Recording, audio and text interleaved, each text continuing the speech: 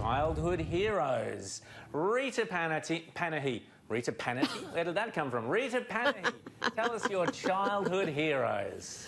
Oh, don't ask me that, because I don't really have one. I didn't have heroes or heroines really growing up. There wasn't a sports star or famous actor or actress that I particularly admired. So yeah, I'm probably the earliest one that I can remember really fixating on was Bros, which is a UK pop band. Bros. There were two brothers and a bass player, Craig Logan. So there was a trio, and they were going to be the new Beatles. So they were. all the girls were Brossettes, and we were quite crazy and obsessed with this group. And it lasted a good 2 years, and then we forgot all about them. But we thought they're going to be with us, you know, for the rest of our lives. So that's probably my earliest memory of hero worship, and that was sort of teenage or tween years. So, James, you and I would have missed Bros, or Broth, as I thought Rita originally said, which is not exactly a catchy name for a pop group.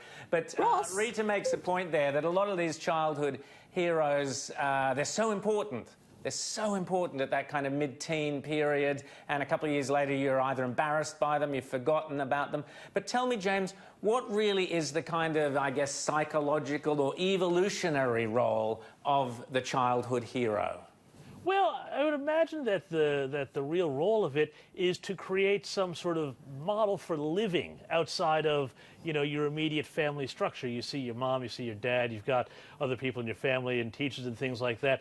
And that gives you a model for a humdrum model of existence, your day-to-day and everything like that. You know, hopefully, you know, you had parents who were good to you and good to the family and took care of everybody, and, you know, was a sort of a firm and loving environment like that. But the idea, I think, of the hero is that it's the idea that it gives you some way to transcend, to dream, to think about something bigger than yourself. So, you know, whether it's a sports star or a politician or whatever. I mean, I had some probably fairly strange, you know... Here we go. Kick him out. Let's hear him. Let's hear him. I was a huge Ronald Reagan fan when I was a little kid. I was a big fan of the Gipper. But, you know, as I say, I was probably a strange child in that regard, and many others, some would say. Political heroes. It's unusual to have political heroes as role models, but maybe increasingly that's the case. But usually, as Rita said, it's musicians, film stars.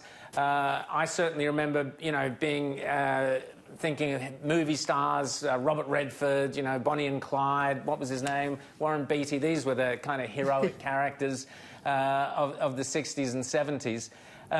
Music plays a huge role. How much, Rita, is a childhood hero? For example, watching your own child, how much is the heroic aspirations kind of leading to what then becomes their hobby, their life choices? You know, if they're passionate about whether it's a particular sphere, whether it's music or a book that they've read, how big a role does that play in what they then do with their lives? Oh, I think probably not an enormous role, because not every kid can be a professional footballer or a movie star or, you know, whoever their heroes are. And now a lot of times it's YouTubers, it's gamers, it's all sorts of people we would have never thought kids would be looking up to. But in the modern era, they're the new heroes. And it's interesting, the hero worship of some high-profile activists, whether you're talking about Greta Thunberg or whether you're talking about famous people, actors or pop stars who are also very much political activists. And I wonder about that. I wonder whether it's because their politics match the simple politics of children who are fairly idealistic and not very worldly, or whether it's the adulation that they receive that really attracts the kids. And you look at Greta Thunberg, young girl who's, you know, hasn't really done anything yet with her life. She's only 16, but she's met world leaders. She's spoken at the UN. She's feted as a star with some of the most famous people in the world. So I wonder if kids look at that and want to aspire to have a part of that. It's not really the actual subject of the activism that interests them, but all the accolades and adulation that comes with it. Yeah, I think important thing about the role model is that they represent some sense of an ideal life that you could lead. So for me, for example, in my teenage years, the Beatles were it. You know, this was fantastic. Imagine if all you had to do for the rest of your life was play a song, play a guitar. As you both know, my singing abilities are legendary, so all you had to do is become really wealthy by writing a song, and how hard could that be? So the childhood hero plays this kind of idyllic role. Forget all the pressures of exams and hard work and having to go out and do a day job or whatever it might be. You can just have everything by emulating your childhood hero. Apart from Ronald Reagan, who did you emulate, James? Who did I emulate? Yeah, that's a good question. I mean, look, I've never been a big popular culture person, so I don't think there was anybody really in the pop culture that I really sought to emulate. You know, there was no sort of band that I wanted to be or anything like that. I kind of found that all a bit sort of distasteful, frankly, when I was young. And frankly, I kind of still do. And it's like, you know, I look at today's heroes and things like that, you know, whether they're sports stars or actors or celebrities or musicians, so many of them are just absolutely cretinous. They're politically woke. They're teaching children all these, you know, idiotic political things, which they just go out and spout and repeat, or they're just sunk in some mire of moral turpitude and, you know, horrible treatment of women and all sorts of things like that. So it's very hard to find that. For myself, you know, again, while I was a big fan of Reagan, I was a big fan of William F. Buckley, the conservative commentator and writer in the U.S. who basically James, did you have any sort of joyful conservatism? Those were sort of the people I looked at. You're reminding me of Michael J. Fox's character in What was my name, Rita? My name was Alex P. Keaton. Well, did you have trouble meeting girls, James, when you were a teenager? I'm just asking, just out of interest. Yeah, look, you know, the girls all loved the Reagan routine, and they loved having a bit of a little, hey, you know, you want to come over to my place and talk a little free market economics, you know? One of the key things about childhood hero, particularly in later years, Rita, is the rebelliousness. So your parents, ideally, and one study has in America, for example, 25% of kids cite their mother as their childhood hero, and only 16% cite their dad as their childhood hero. But ideally, the parents should be the childhood heroes in those early formative years. But then the fantasy childhood hero, the celebrity, the movie star, the pop star, the rock star, whatever it is, should almost often is a rebellious character, rebelling against the confines of the world that you are in, and here's this ideal out there that's rebellious and different and going to change the world. And I think that, Rita, to your point, is where Greta Thunberg and the climate activists have plugged into almost a kind of punk rebellion against the status quo. We can change the world. But that is the status quo. Greta is meeting prime ministers and presidents and speaking at the UN. It's hardly,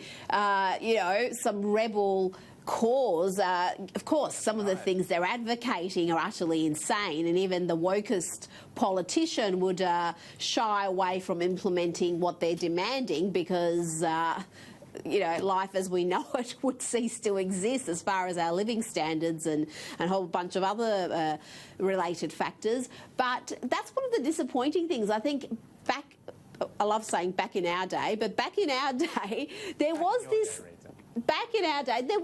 rebel, bad boy, bad girl, you know, that's undesirable characters that we kind of looked up to, all of us except James, obviously.